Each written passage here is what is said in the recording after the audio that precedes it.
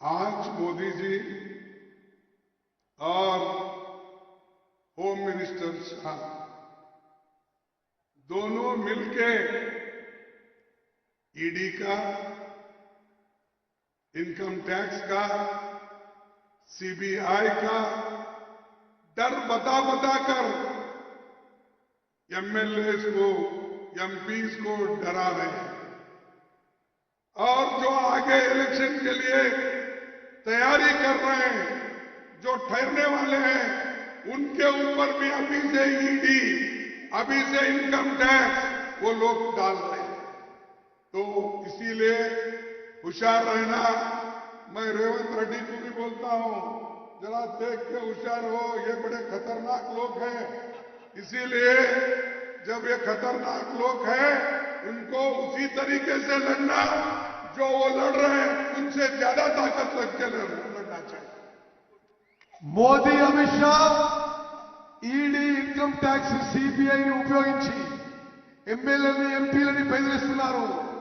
పోటీ చేసే వాళ్ళని కూడా బెదిరిస్తున్నారు. నేను రేవంత్ రెడ్డి గారిని కూడా ముందస్తుగా చెప్తున్నా, మీరు కూడా జాగ్రత్తగా ఉండండి. नरेंद्र मोदी रॉन्ग उनको अकेले को नहीं बोला, रेवंत रेड्डी और उनके जो कांग्रेस के नेता लोग हैं, ये सभी होशियार रहना चाहिए। నరేంద్ర మోదీ, అమిత్ షా, రేవంత్ రెడ్డిని అందరినీ కూడా మరి అలర్ట్ గా ఉండాలి.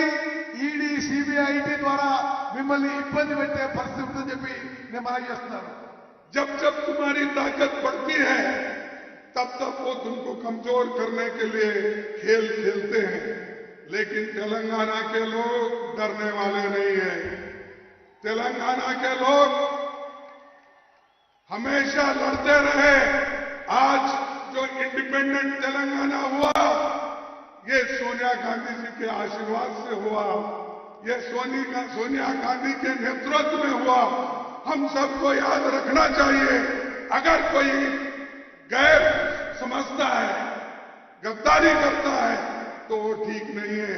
एक आदमी ने तो गद्दारी किया, लेकिन अब पछता रहूंगा। कई लोग कोई बोलते हैं सोया है, कोई बोलते हैं उठा है, कोई बोलते हैं बात कर रहा है, बोलते हैं, मुझे मालूम नहीं। लेकिन जो कांग्रेस के साथ गद्दारी करता है, वो एक न एक दिन जरूर हारता है। బీజేపీ భయపెట్టించే ప్రయత్నం చేస్తుంది, కానీ తెలంగాణలో భయపడే వాళ్ళు ఎవరు లేరు.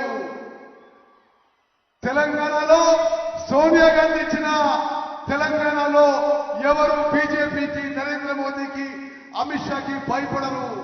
కాంగ్రెస్ పార్టీని మోసం చేసిన వాళ్ళు, ద్రోహం చేసిన వాళ్ళు సమాజం ఎప్పుడు కూడా క్షమించదు.